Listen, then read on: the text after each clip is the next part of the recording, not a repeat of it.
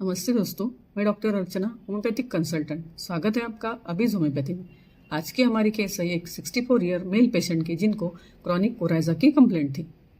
पिछले 3-4 साल से उनको बार बार सर्दी रहती थी। महीने में 2-3 बार उनको सर्दी जुकाम होता था।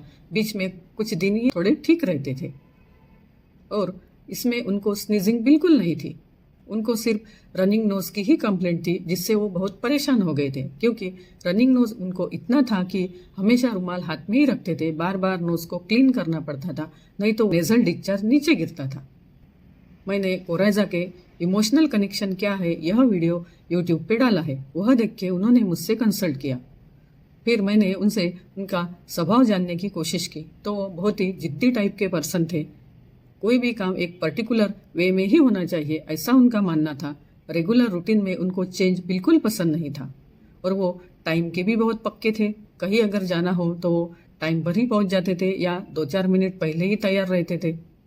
उसके साथ में और उनके स्वभाव की एक खास बात और थी, कोई भी चीज़ उनको जगह पर ही चाहिए थी। अगर उनके कबर्ड को किसी ने हाथ लगाया और एक भी चीज़ इधर उधर हो गई तो वो बहुत चिढ़ते थे।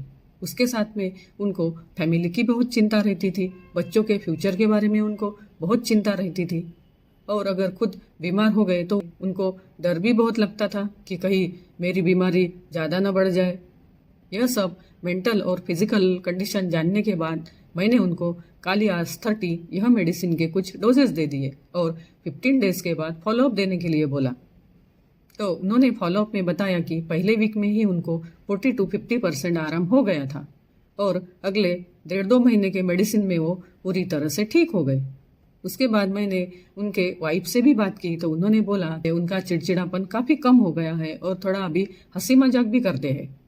होम्योपैथी में उनके फिजिकल कंप्लेंट के साथ साथ उनके माइंड को भी बैलेंस कर दिया। और एलियम सेपा यह मेडिसिन होम्योपैथी में सर्दी के लिए ऐसा माना जाता है, ऐसा है भी, लेकिन ऐसा नहीं है कि हर पेशेंट एलियम सेपा से ही ठीक होगा।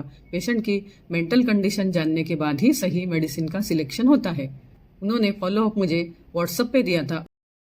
सो मिलते हैं अगले वीडियो में, तब तक stay tune to Abhij homeopathy. Thank you.